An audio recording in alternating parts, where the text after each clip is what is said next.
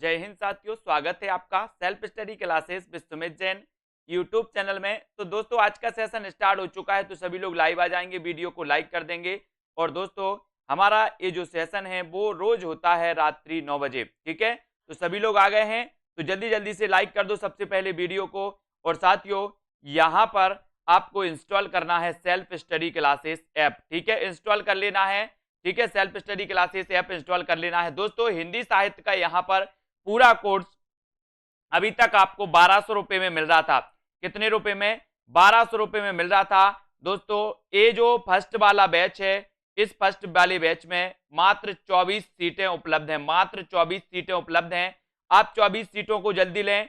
जैसे ही दोस्तों ये न्यू बैच प्रारंभ होगा, इस कोर्स का प्राइस बढ़ जाएगा, यानी कि लगभग 3000 के आसपास पहुंच जाएगा, ठीक है। तो जिन भी साथियों को अभी कोर्स परचेस करना है, फर्स्ट बैच में शामिल होना है, वो दोस्तों 1200 रुपए में ये हिंदी साहित्य का कोर्स परचेस कर सकते हैं।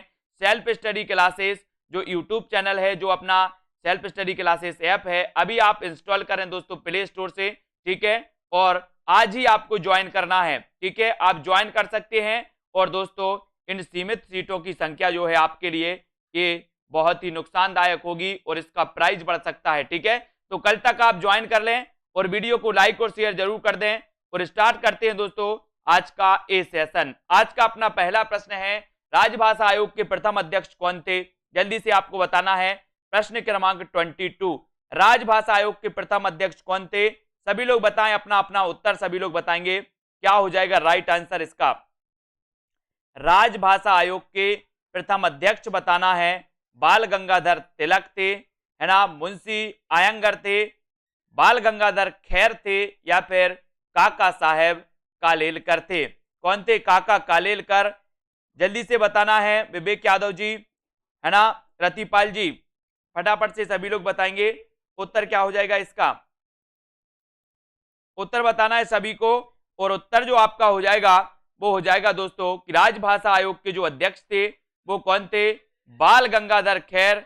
बाल गंगाधर खैर, यानी कि जो आपका उत्तर हो जाएगा दोस्तों वो क्या हो जाएगा? सी नंबर, सी आपने बिल्कुल सही चयन किया है, ठीक है।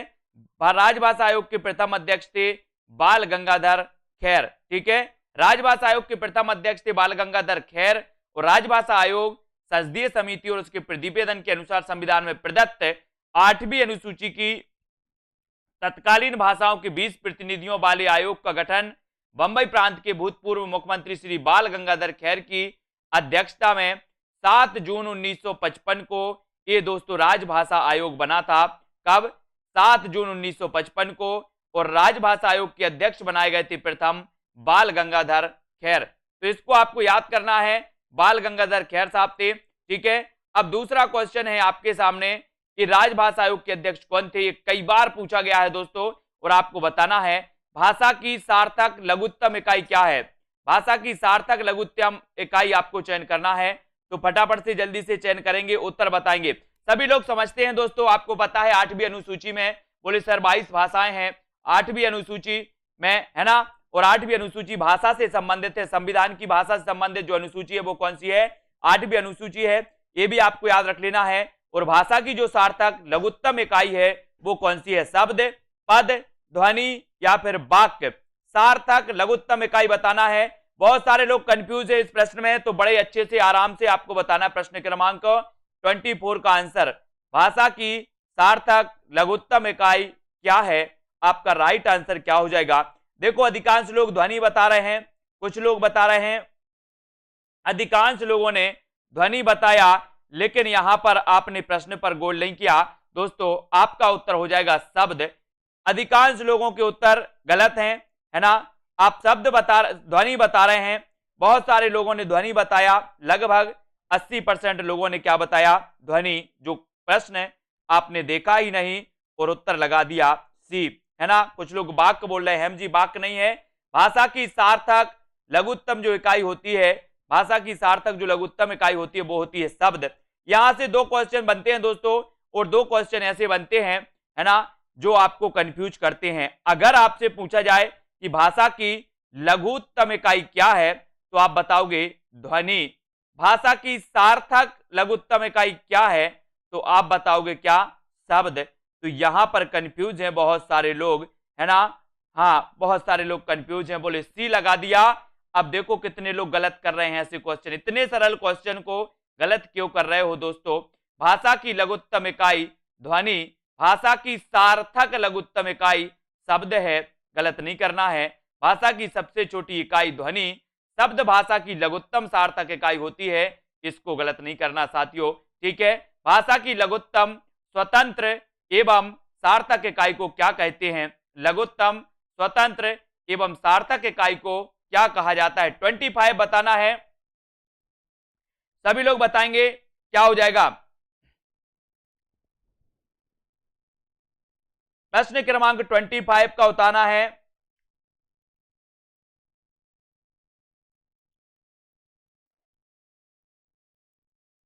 ये आपको सार्थक शब्द ही होगा, है ना। सब सार्थक जो होगा वो शब्द ही होता है।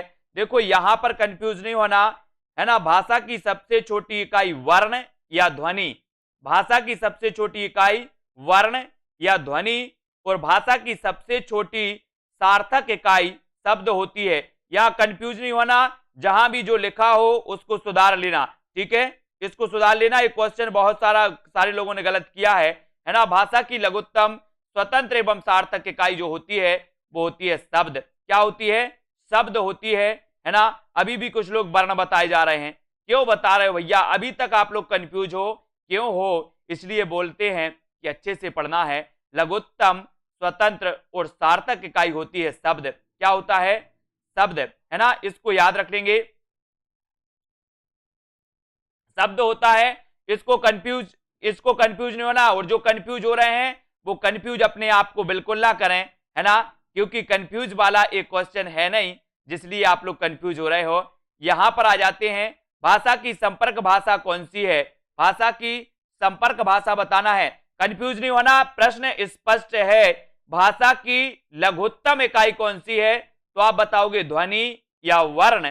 भाषा की सार्थक लघुत्तम इकाई कौन सी है, तो आपको बताना है शब्द, ठीक है। सार्थक, हाँ सार्थक बोला है, मतलब जिसका अर्थ निकले, बिल्कुल सही, है ना, वो है दोस्तों, है ना। एग्जाम में भी कंफ्यूज कर सकता है, जिन्होंने सी बताया था वो बहुत कंफ्यूज है ना। भारत की संपर्क भाषा कौन सी है, ये आपको बतानी है, संपर्क भाषा कौन सी है, सभी लोग बताएंगे। और यहां पर 26 का आंसर क्या हो जाएगा, इसलिए तो कहते हैं, बोले सर वर्णमाला तो बहुत सरल है, वर्णमाला तो बहुत सरल है, लेकिन आपने पहले ही क्वेश्चन गलत किया है, मतलब ये वर्णमाला सरल नहीं है ना। तो यहां पर भारत की संपर्क भाषा कौन सी है, तो संपर्क भाषा है हिंदी। सी नंबर आपका सही है, ठीक है। और हिंदी को राजभाषा का दर्जा प्राप्त है, राजभाषा का दर्जा, है ना कि राष्ट्रभाषा। यहां भी बहुत सारे लोग कंफ्यूज हैं, पूछा जाता है कि हिंदी को आप किस वर्ग में रखेंगे, राजभाषा, राष्ट्रभाषा, विभाषा, या फिर इस प्रकार से 4 ऑप्शन दिए जाते हैं। तो यहां भी बहुत सारे लोग राष्ट्रभाषा लगा आते हैं। तो ये दोनों क्वेश्चन बहुत कंफ्यूजन वाले हैं। एक तो सार्थक इकाई कौन सी है या लघुत्तम इकाई कौन सी है वो वाला, और दूसरा कि आप हिंदी को किस वर्ग में रखेंगे। तो बहुत सारे लोग राष्ट्रभाषा लगा देते हैं, क्या लगा देते हैं, राष्ट्रभाषा। तो ये भी आप सुधार लेना कि हिंदी राष्ट्रभाषा नहीं राजभाषा है, क्या है, राजभाषा, ठीक है। हिंदी भाषा की उत्पत्ति हुई तो किससे हुई, हिंदी भाषा की उत्पत्ति आपको चयन करना है, वैदिक संस्कृत, लौकिक संस्कृत, सौर सैनी अपभ्रंश, या फिर प्राकृत से, सभी लोग बताएंगे। और यहां पर आपका सही उत्तर हो जाएगा, क्या हो जाएगा, किससे हुई हिंदी भाषा की उत्पत्ति,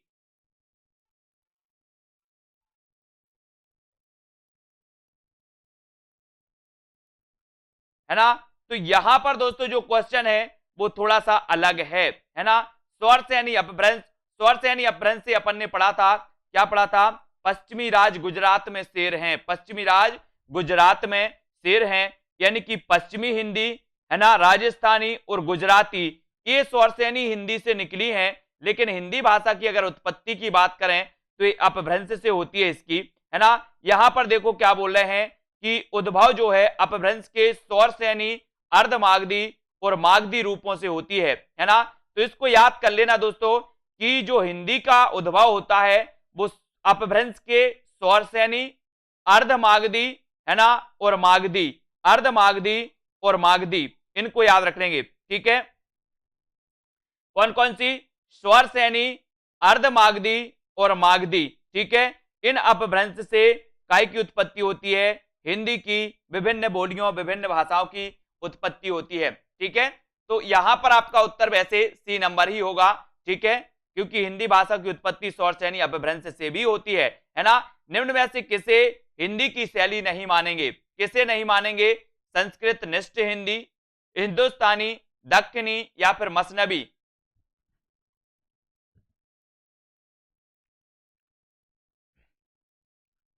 सभी लोग बताएंगे उत्तर क्या हो जाएगा इसका। किसे हिंदी की शैली नहीं मानेंगे? और जिस भी साथी को कोर्स परचेस करना है वो कोर्स परचेस कर लें जल्दी, और फर्स्ट बैच में शामिल होकर के अपने अध्ययन चालू कर दें। और दोस्तों, किसे हिंदी की शैली नहीं मानेंगे? वो नहीं मानेंगे मसनबी। मसनबी को नहीं माना जाता हिंदी की शैली। और आपका उत्तर डी नंबर बिल्कुल सही है। डी नंबर आपका सही हो जाएगा। नीचे भाषा की 4 विशेषताएं दी गई हैं, इनमें से जो एक गलत विशेषता है उसे चुनना है। भाषा की यानी कि 29 का आंसर आपको बताना। भाषा परिवर्तनशील होती है, भाषा पैतृक संपत्ति होती है, भाषा सामाजिक संपत्ति होती है, या फिर सभी लोगों को बताना है जेएमबी वीडियोस। प्रश्न क्रमांक 29 का आंसर बताना है।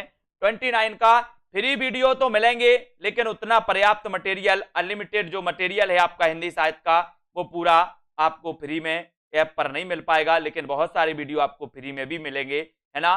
तो यहां पर नीचे भाषा की 4 विशेषताएं दी गई, इनमें से जो एक गलत विशेषता है उसको चुनना है। तो गलत विशेषता कौन सी है दोस्तों? गलत विशेषता को चुनना है। वो कौन सी विशेषता है जो गलत है? और यहां पर आपका बिल्कुल सही आंसर हो जाएगा कि भाषा पैतृक संपत्ति है। भाषा पैतृक संपत्ति है, यही तो सबसे गलत है। और बी नंबर आपका सही हो जाएगा। भाषा परिवर्तनशील है, ये बिल्कुल सही है। भाषा पैतृक संपत्ति है, ये बिल्कुल गलत है। भाषा सामाजिक संपत्ति है, ठीक है। और भाषा अनुकरण द्वारा सीखी जाती है, ये भी आपका सही है। ठीक है, तो आपका उत्तर क्या हो जाएगा? विकल्प नंबर बी, भाषा पैतृक संपत्ति होती है। ये एक वाक्य गलत है। बी नंबर आपका सही होगा, इसको याद रख लेंगे। भाषा ध्वनिमय है, भाषा का संबंध मनुष्य है, भाषा कठिनता से सरलता की ओर गतिशील रहती है ना। और दोस्तों, कठिनता से सरलता की ओर, ये भी याद रख लेना, है ना। भाषा की प्रकृति कैसी होती है ऐसा पूछा जाता है, तो कठिनता से सरलता की ओर। भाषा की क्षेत्रीय सीमा होती है, भाषा परिवर्तनशील होती है। समाज के सांस्कृतिक विकास एवं पतन के साथ भाषा के विकास एवं पतन भी सीधे जुड़े होते हैं। ठीक है, तो ये भाषा की दोस्तों विशेषता है जिनको आपको याद करना है। ठीक है, सभी लोग याद करेंगे। अब थोड़ा सा इस साइड आ जाते हैं और इस तरह है आपको यहाँ पर बताना है, हिंदी की बोलियां जब हम पढ़ रहे हैं तो किसी सीमित क्षेत्र में बोली जाने वाली स्थानीय भाषा को क्या कहते हैं? क्या कहते हैं? सभी लोग चयन करें। किसी सीमित क्षेत्र में बोली जाने वाली स्थानीय भाषा को क्या कहा जाता है? प्रश्न क्रमांक 1 आपका उत्तर है और 1 आपको चयन करना है। राष्ट्रीय भाषा कहा जाता है या फिर सभी लोग बताएं, किसी सीमित क्षेत्र में बोली जाने वाली स्थानीय भाषा को क्या कहते हैं? प्रश्न क्रमांक 1 का आंसर बताना है और 1 में आपका बिल्कुल सही आंसर होगा। क्या कहते हैं? राष्ट्रीय भाषा, राजभाषा, बोली या फिर उपभाषा। किसी सीमित क्षेत्र में बोली जाने वाली स्थानीय भाषा को क्या कहा जाता है? बोली सर, उसको कहा जाता है बोली। क्या कहा जाता है? बोली। यानी कि आपका उत्तर भी क्या हो जाएगा? उत्तर होगा दोस्तों आपका क्या हो जाएगा? सी नंबर, बोली आपका सही हो जाएगा। ठीक है, किसी सीमित क्षेत्र में बोली जाने वाली स्थानीय भाषा को कहा जाता है बोली, है ना। इसको याद रखेंगे। कौन सी राजस्थान की बोली नहीं है? कौन सी राजस्थान की बोली नहीं है? सभी लोग चयन करेंगे कौन सी राजस्थान की बोली नहीं है। मारवाड़ी, बुंदेली, मेवाती या फिर मालवी। कौन सी राजस्थान की बोली नहीं है? मैंने बहुत अच्छे से दोस्तों पढ़ाया है ना, इन बोलियों को, और इनको ट्रिक से भी पढ़ाया है। कौन सी राजस्थानी है, कौन सी गुजराती है, कौन सी दोस्तों पश्चिमी हिंदी की है, कौन सी पूर्वी हिंदी की है, वो भी ट्रिक से बताई हैं। और यहाँ पर बताना है कि कौन सी राजस्थान की बोली नहीं है, तब आपका बिल्कुल सही आंसर हो जाएगा मारवाड़ी है, मेवाती भी है ना, मालवी भी है, कौन सी नहीं है, बुंदेली। बुंदेली यानी बी नंबर आपका बुंदेली बिल्कुल सही होगा, बुंदेली। ठीक है, बुंदेली ये दोस्तों पश्चिमी हिंदी की मानी जाती है, पश्चिमी हिंदी की बोली है, कौन सी, बुंदेली।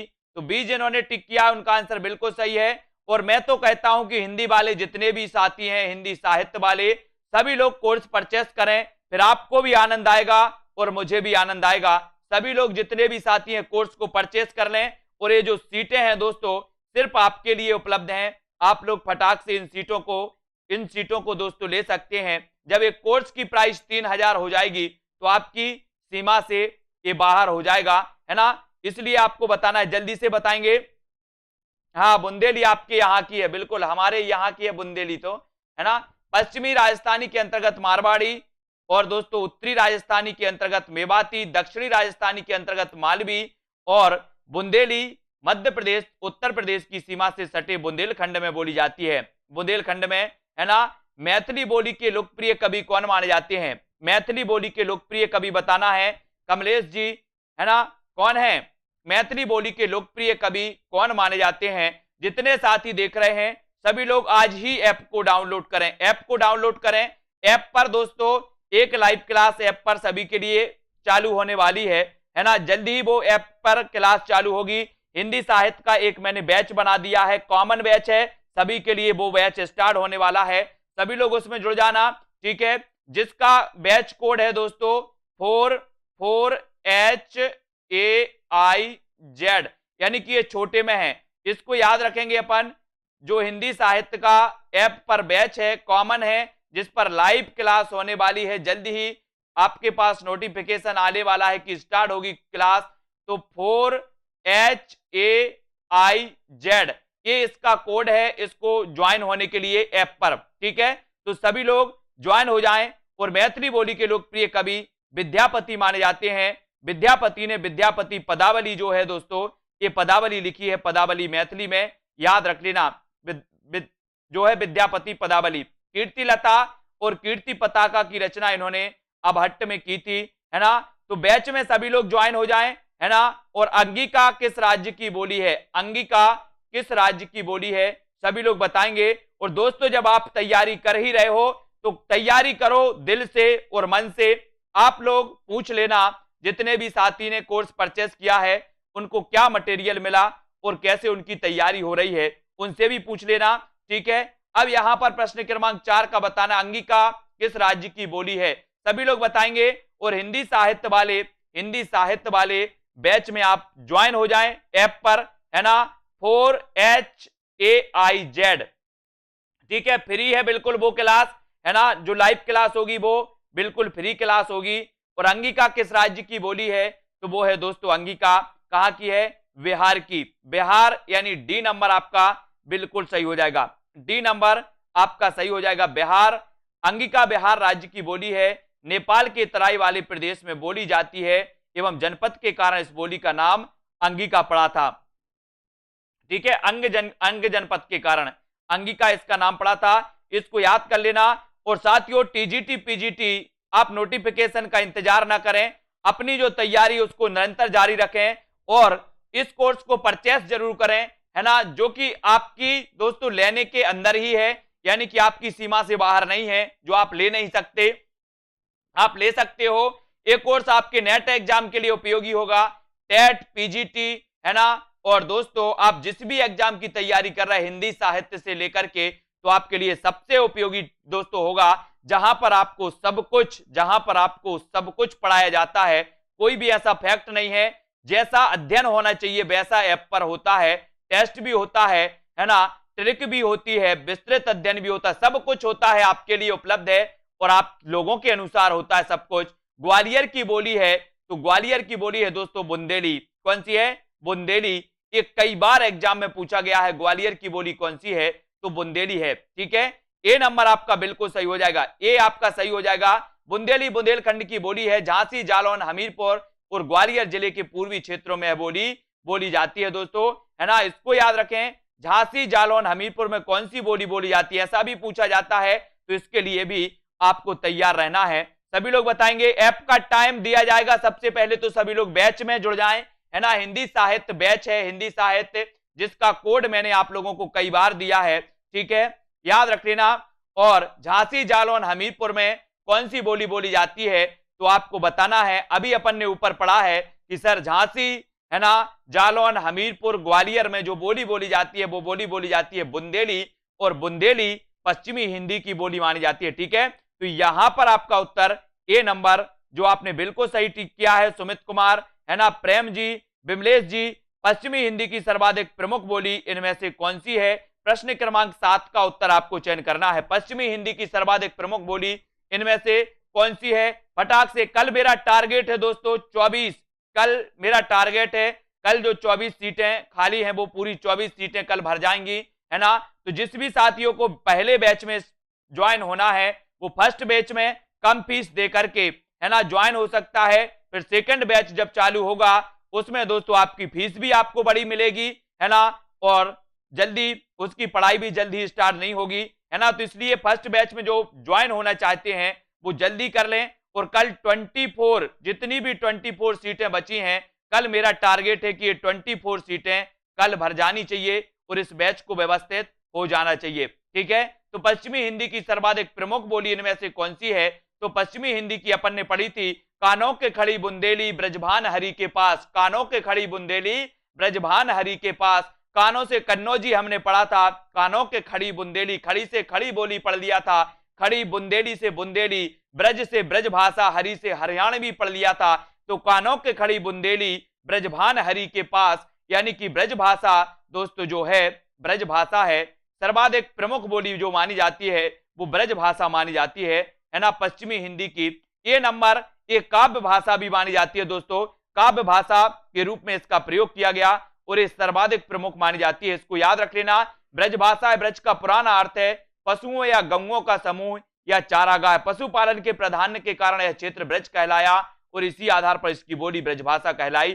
सर्वाधिक जो है प्रमुख मानी जाती है, जिसमें आपको पता है कि रीति काल में, भक्ति काल में सूरदास, नंददास, है ना, रहीम, रसखान, बिहारी सभी ने ब्रज भाषा में, है ना। एक क्वेश्चन आता है कि आप किस क्षेत्र में रखेंगे, तो काव्य भाषा के रूप में ब्रज भाषा को देखा जाता है।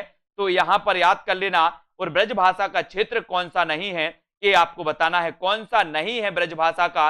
यहां पर एक ऑप्शन दिया है धौलपुर, यहां पर एक ऑप्शन दिया है धौलपुर और दूसरा है सरगुजा, दूसरा है सरगुजा। कौन सा ब्रज भाषा का क्षेत्र नहीं है ये आपको बताना है। तीसरा और चौथा ऑप्शन है दोस्तों आपके पास मथुरा और आगरा, है ना।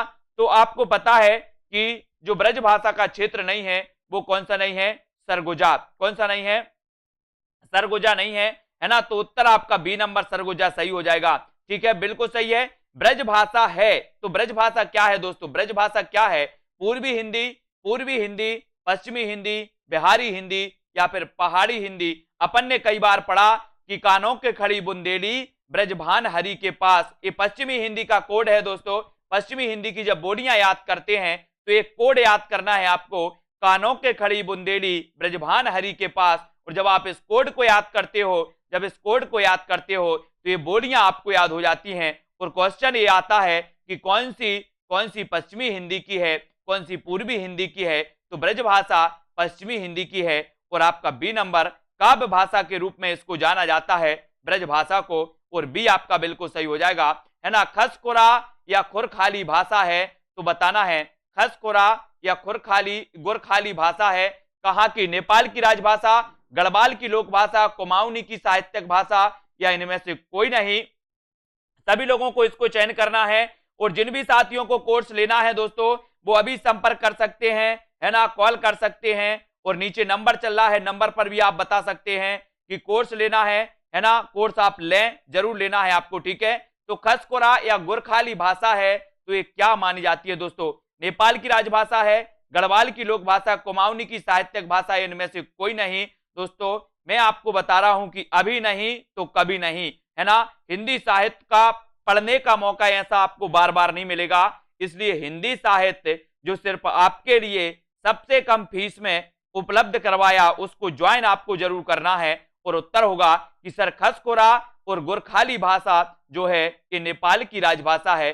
नेपाल की राजभाषा यानी ए नंबर आपका बिल्कुल सही हो जाएगा, ए नंबर। ठीक है, नेपाल की राजभाषा दोस्तों ये गोरखाली और खसकोरा है। ओकार बहुला बोली मानी जाती है, तो कौन सी मानी जाती है? ओकार बहुला। ओकार यानी कि ऊ की प्रधानता होती है जिसमें, है ना, जल्दी से बताओ ओकार बहुला, है ना, कौन सी बोली मानी जाती है ओकार बहुला? अवधी, बघेली, भोजपुरी या छत्तीसगढ़ी? हमने दोस्तों पूर्वी हिंदी की बोलियों को याद किया था, अब छत्तीसगढ़ी, अब छत्तीसगढ़ी यानी कि, है ना पुष्पेंद्र जी, बिल्कुल। तो जिन भी साथियों को लेना है वो परफेक्ट हो जाए, कंफर्म हो जाए और फर्स्ट बैच में ज्वाइन होके अपनी तैयारी को बहुत अच्छा सुदृढ़ बना सकते हैं। ओकार बहुला बोली मानी जाती है, तो कौन सी? अवधी, अवधी मानी जाती है, यानी कि ए नंबर आपका बिल्कुल सही हो जाएगा, ए नंबर आपका सही हो जाएगा। जिनका पेपर अभी है उनके लिए नेट के लिए भी ये कोर्स सहायक होगा, उनके आगे जितने भी पेपर आएंगे उनके लिए ये कोर्स सहायक होने वाला है। ठीक है, तो आप बिल्कुल भी देर ना करें और ज्वाइन करें आज ही। कृष्णदत्त वाजपेयी ने ब्रज का इतिहास में मथुरा जिले की जातियों की भाषागत विशेषताओं का अध्ययन किया। आहिरों की भाषा ओकार बहुला है। नाज, काम, रास, कोबे, नाजू, कामू, रासू यानी कि ऊ की प्रधानता बढ़ जाती है, कहेंगे।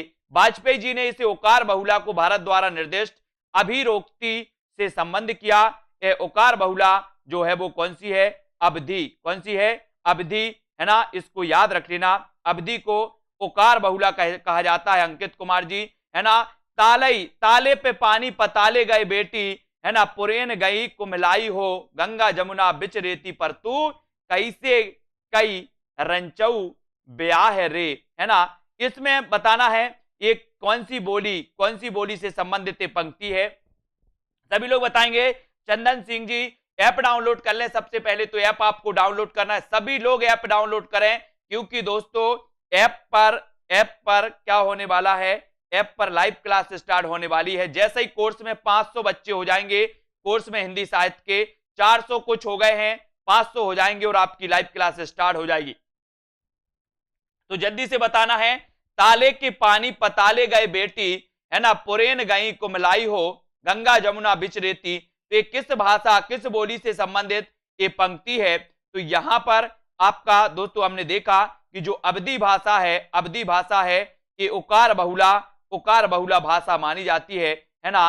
रेती परतु, परतु ऊ यानी कि दोस्तों ऊ की प्रधानता है ना निर्मला जी, और ऊ की यानी कि अवधि आपका ए नंबर बिल्कुल सही हो जाएगा, ए नंबर बिल्कुल सही है। ठीक है, प्रस्तुत गीत अवधि बोली का माना जाता है और अवधि दोस्तों ये क्या है? अवधि है ओकार बहुला। ठीक है, इसको याद रख लेना, ओकार बहुला मानी जाती है। फिर यहां पर आते हैं ध्रुपद गायन, बहुत ही बढ़िया प्रश्न, मोस्ट इंपॉर्टेंट प्रश्न है। ध्रुपद गायन का संबंध किस भाषा से है? जल्दी से बताना है। ब्रज भाषा, अवधि, खड़ी बोली या फिर राजस्थानी? दोस्तों जल्दी से प्रश्न क्रमांक 13 का आंसर सभी लोगों को चयन करना है। और पेड मेंबर की इतनी अच्छी क्लास चल रही है दोस्तों, आप खुद भी कल्पना नहीं कर पाओगे जब इस कोर्स में ज्वाइन हो पाओगे कि कैसे आपको टेलीग्राम पर टेस्ट होता है, कैसे आपका टेस्ट का रिजल्ट आता है ना। तो चंदन सिंह जी संपर्क कर सकते हैं, जिसको भी एक कोर्स पैड करना है, किसको भी एक फर्स्ट बैच में शामिल होना है। ध्रुपद गायन का संबंध किस भाषा से है ये आपको बताना है। सभी लोग उत्तर जो हो जाएगा ध्रुपद गायन का संबंध किस भाषा से है, तो उत्तर होगा दोस्तों ब्रज भाषा से। ध्रुपद गायन का संबंध ब्रज भाषा से है, यानी आपका ए नंबर जो है वो बिल्कुल सही हो जाएगा। ये जिन्होंने लगाया है S Kiran ji, blogger king जी, संतोष जी, ए नंबर ब्रज भाषा आपका बिल्कुल सही है। ध्रुपद गायन का संबंध ब्रज भाषा से है। अधिकांश विद्वानों का मत है कि 15वीं शताब्दी में ग्वालियर के राजा मानसिंह तोमर ने इसकी रचना की। तो निश्चित रूप से कहा जा सकता है कि राजा मानसिंह तोमर ने ध्रुपद के प्रचार प्रसार में महत्वपूर्ण योगदान दिया, है ना। अब अगला क्वेश्चन आपको यहां पर बताना है, सही युग्म का चयन करना है दोस्तों। सही युग्म का सभी लोग चयन करेंगे। पश्चिमी हिंदी, बिहारी हिंदी, पूर्वी हिंदी या फिर पहाड़ी हिंदी, क्या हो जाएगा? सभी लोग बताएंगे। मंजुला जी, हाँ, तो सही युग्म चुनिए, जल्दी से बताना है। सही युग्म को आपको चुनना है और यहां पर आपका राइट आंसर क्या हो जाएगा? है ना। एक बैच में दोस्तों 2 यानी कि 224 सीटें हैं। एक बैच में कितनी सीटें हैं? 224 सीटें हैं। 200 सीटें भर चुकी हैं। 200 सीटें कितनी हो चुकी हैं? भर चुकी हैं। मात्र 24 सीटें आपकी बची हैं और 24 सीटों के लिए आपको कल का समय है। आप लोग कल ही दोस्तों इस 24 सीटों में एक सीट अपनी दोस्तों यथावत रख लें, है ना, एक सीट बुक कर लें। सही का चुनाव करना है तो पश्चिमी हिंदी खड़ी बोली ये बिल्कुल ही सही है और इसे कौरबीबी कहा जाता है ना, कौरबीबी कहा जाता है। ये नंबर आपका बिल्कुल सही हो जाएगा। ये नंबर आपका बिल्कुल सही है। पश्चिमी हिंदी खड़ी बोली युग में सही है। पश्चिमी हिंदी के अंतर्गत 5 बोलियां आती हैं दोस्तों, है ना। आपको पता है कौरबी, ब्रजभाषा, हरियाणवी को बांगरू कहा जाता है, बुंदेली और कन्नौजी, है ना। ये 5 भाषा आती हैं पश्चिमी हिंदी के अंतर्गत। खड़ी बोली और ब्रजभाषा किस उपभाषा के अंतर्गत आती हैं? प्रश्न क्रमांक 15, खड़ी बोली व ब्रजभाषा किस उपभाषा के अंतर्गत आती है? पूर्वी हिंदी, राजस्थानी हिंदी, पश्चिमी हिंदी या फिर पहाड़ी हिंदी? जल्दी से बताएंगे। नया बैच अभी स्टार्ट नहीं है, ये पुराना बैच है, यानी कि ये फर्स्ट बैच है। फर्स्ट बैच में ही आपको ज्वाइन होना है। नया बैच नई फीस के साथ स्टार्ट होगा। नई फीस यानी कि फीस को बढ़ा करके स्टार्ट किया जाएगा, है ना। खड़ी बोली व ब्रजभाषा किस उपभाषा के अंतर्गत आती है? तो यहां पर आपका सही उत्तर हो जाएगा पश्चिमी हिंदी। खड़ी बोली व ब्रजभाषा किस उपभाषा के अंतर्गत आती है? तो वो आती है दोस्तों पश्चिमी हिंदी। आपने बिल्कुल सही, अच्छा चयन किया है, ठीक है। यहां पर आते हैं दोस्तों, यहां पर आते हैं कि इनमें से बिहारी हिंदी का रूप नहीं है तो कौन सा नहीं है? भोजपुरी, अवधी, मगही या फिर मैथिली? यानी कि 16 का आंसर आपको चयन करना है। 16 का आंसर, इनमें से बिहारी हिंदी का रूप नहीं है तो क्या नहीं है? भोजपुरी नहीं है, मगही नहीं है, अवधी या फिर मैथिली नहीं है। कौन सी दोस्तों बिहारी हिंदी? अपन ने पढ़ा था कि दोस्तों मागधी में बिहारी का बंगला उड़ा असमिया, है ना, ऐसा पढ़ा था ना, ठीक है। तो इनमें से बिहारी हिंदी का रूप नहीं है तो कौन सा नहीं है? उत्तर हो जाएगा अवधी। अवधी ये बिहारी हिंदी का रूप नहीं है। भोजपुरी, मैथिली और मगही ये तो है। बी नंबर आपका बिल्कुल सही है, अवधी। अवधी तो बोले सर पूर्वी हिंदी की है ना, बिल्कुल सही है। ये कई बार मैं आप लोगों को बता चुका हूं और ये चीज तो आप लोगों को अब रट जानी चाहिए, है ना। बोलियों में से पूर्वी हिंदी की बोली कौन सी नहीं है? पूर्वी हिंदी की बोली कौन सी नहीं है? अवधी, बघेली, छत्तीसगढ़ी या फिर भोजपुरी? यानी कि प्रश्न क्रमांक 17 में आपको चयन करना। सभी लोग एक बार लाइक जरूर कर देना। एक क्लास रोज 9 बजे अपनी होती है, मस्ती से पढ़ते हैं, डट के पढ़ते हैं, है ना। भावना जी गंगवार, सीमा जी विश्वकर्मा, रेखा जी, है ना, तड़के। बोलियों में पूर्वी हिंदी की बोली नहीं है तो कौन सी नहीं है? अवधी नहीं है, छत्तीसगढ़ी, भोजपुरी या फिर बघेली? तो आपको पता है कि अब छत्तीसगढ़ी यानी सी नंबर आपका बिल्कुल सही है। अवधी है, बघेली है, छत्तीसगढ़ी भी है, तो आपका सी नंबर बिल्कुल सही हो जाएगा। सी नंबर आपका सही हो जाएगा। हिंदी भाषा की बोलियों के वर्गीकरण के आधार पर छत्तीसगढ़ी बोली है तो क्या है? छत्तीसगढ़ी बोली बताना है, क्या है छत्तीसगढ़ी बोली? पूर्वी हिंदी, पश्चिमी हिंदी, पहाड़ी हिंदी या फिर राजस्थानी? बढ़िया तरीके से आपका टेस्ट हो रहा है दोस्तों। यहाँ पर किरण भारती जी, अंशुमन, नरेंद्र चौहान जी, सभी लोग बताएंगे हिंदी भाषा की बोलियों के वर्गीकरण के आधार पर छत्तीसगढ़ी बोली है तो कौन सी है? छत्तीसगढ़ी। छत्तीसगढ़ी कौन सी दोस्तों? उत्तर हो जाएगा दोस्तों पूर्वी हिंदी, है ना। अब छत्तीसगढ़ी, अवधी, बघेली, छत्तीसगढ़ी, पूर्वी हिंदी, है ना। पश्चिमी हिंदी के अंतर्गत कौन सी बोली नहीं है? प्रश्न क्रमांक 19 का चयन। बिल्कुल सरल प्रश्न, लेकिन आते भी यही हैं। टीजीटी 2009 में एक क्वेश्चन पूछा गया था कि पश्चिमी हिंदी के अंतर्गत कौन सी बोली नहीं है? बघेली, ब्रज, कन्नौजी या फिर खड़ी बोली? कौन सी नहीं है? जल्दी से चयन करो प्रश्न क्रमांक 19 का। और 19 में क्या हो जाएगा? प्रीति जी, नरेश जी, अंजलि, कल्पना जी, हिना जी, है ना। 19 का आंसर पश्चिमी हिंदी के अंतर्गत कौन सी बोली नहीं है? और उत्तर हो जाएगा आपका बघेली। बघेली तो बोली सर पूर्वी हिंदी की है। कन्नौजी, ब्रज और खड़ी बोली दोनों की ट्रिक आपको बताई थी। पूर्वी हिंदी पढ़नी है तो लिखना है क्या? आ और बा। अब छत्तीसगढ़ी ये पूर्वी हिंदी, कानों के खड़ी बुंदेली ब्रजभान हरि के पास, ये पश्चिमी हिंदी की कानों के खड़ी बुंदेली ब्रजभान हरि के पास, है ना, कौन सी पश्चिमी हिंदी में नहीं है? पश्चिमी हिंदी में कौन सी बोली नहीं मानी जाती? बांगरू, बुंदेली, कन्नौजी या फिर बघेली। ऐसे क्वेश्चन कई बार पूछे जाते हैं, बहुत सारे लोग जल्दबाजी में गलत करके आते हैं, इसलिए रटना है, पढ़ना है ना। और उत्तर आपका सही हो जाएगा रेखा जी, उत्तर बिल्कुल सही है ना। निम्न में से कौन सी पश्चिमी हिंदी में नहीं है? तो उत्तर हो जाएगा, बोले सर, बांगरू यानी कि हरियाणवी, बांगरू यानी कि हरियाणवी, बुंदेली, बुंदेली भी है, कन्नौजी भी है कल्पना जी, है ना। कौन सी नहीं है? बघेली, यानी सी नंबर आपका बिल्कुल सही हो जाएगा। नितिका जी वेरी गुड, अंजू जोशी जी ठीक है, सी नंबर आपका बिल्कुल सही होगा, सी नंबर बिल्कुल सही, बहुत बढ़िया, बिल्कुल सही आंसर आए सभी लोगों के, है ना। 20 का ए क्यों बता रहे हैं? बहुत सारे लोग कंफ्यूज हो जाते हैं ऐसे ही, इस बांगरू को देखते बोले बांगरू नहीं है ना। ये बांगरू जो है इसे हरियाणवी कहा जाता है साथियों, हरियाणवी, बांगरू हरियाणवी का नाम है ना। पश्चिमी हिंदी की बोली कौन सी नहीं है? 21 का आंसर बताना है, तो उत्तर क्या हो जाएगा सुमन जी महाजन? इनमें से कौन सी पश्चिमी हिंदी की बोली नहीं है? बघेली, ब्रज बोली, बुंदेली या फिर कन्नौजी, कौन सी नहीं मानी जाती 21 में? और 21 में हमने कई बार पढ़ गया बुंदेली, ये दोस्तों आपने कौन सी, आपने पश्चिमी हिंदी और पूर्वी हिंदी, ये तो आपके जहान में बैठ गई हैं, आपके दोस्तों मन में बैठ गई हैं, आपको ये चीजें याद हो गई हैं, ठीक है। पूर्वी हिंदी की मैंने बताई है, पूर्वी हिंदी की कौन सी होती है? आ और बा, अब छत्तीसगढ़ी, अब छत्तीसगढ़ी, अब छत्तीसगढ़ी, ये पूर्वी हिंदी की है। आ से अब, अबा से अवधी, बा से बघेली और छत्तीसगढ़ी से छत्तीसगढ़ी, ये 3 भाषाएं आती हैं, 3 बोलियां आती हैं पूर्वी हिंदी में।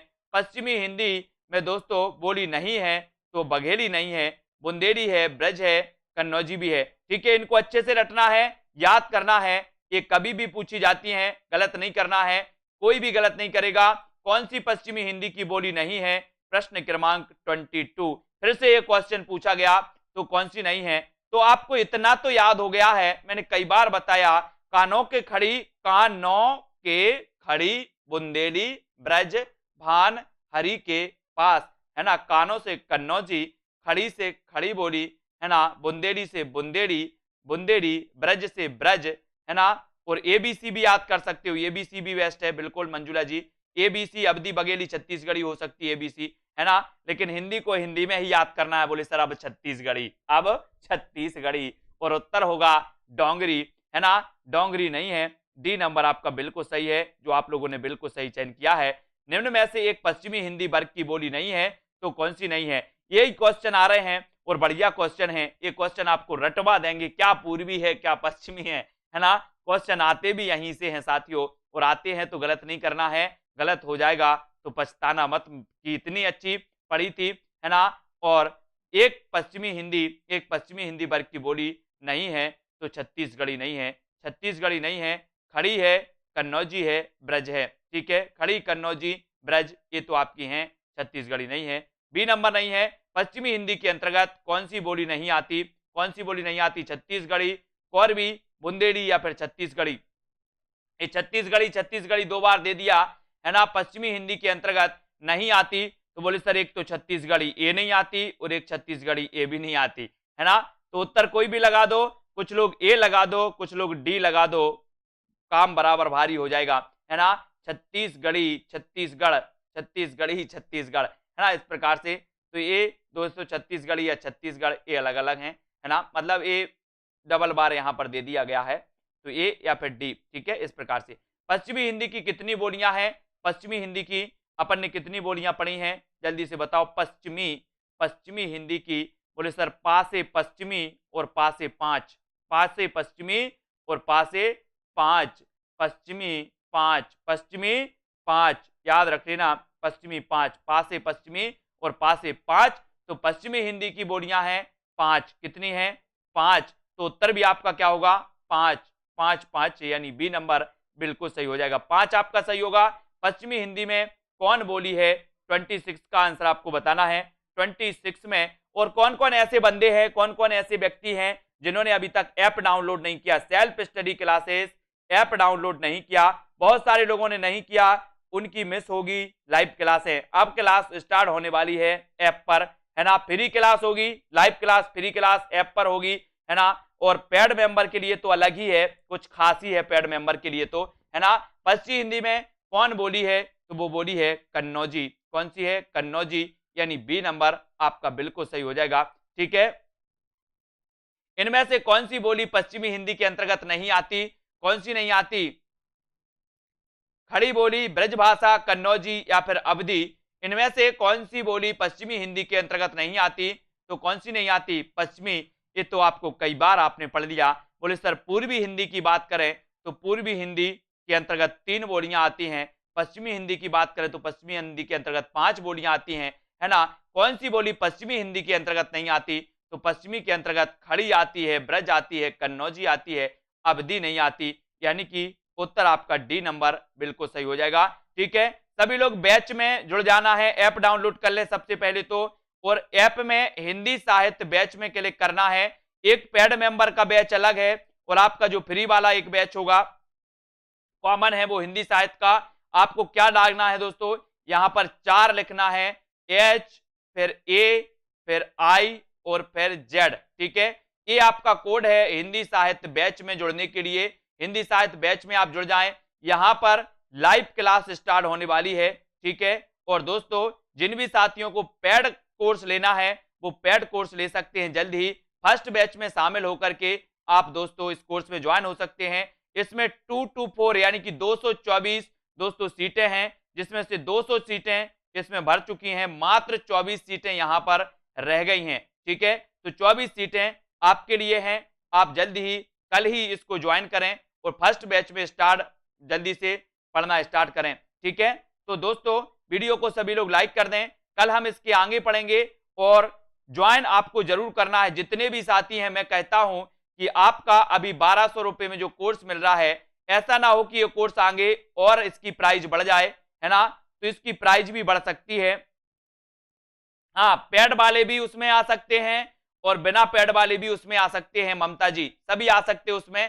ठीक है, तो यहां पर आपको एक कोर्स दोस्तों अभी 1200 रुपए में उपलब्ध है और ये 1200 से 3000 ना हो जाए, इसलिए जल्द ही इसको कोर्स को आपको ज्वाइन करना है, इस कोर्स को परचेस करना है। ठीक है, और इस ऐप को आपको इंस्टॉल करना है, सेल्फ स्टडी क्लासेस, जहां पर आपको एक फ्री लाइव क्लास भी स्टार्ट होने वाली है ना।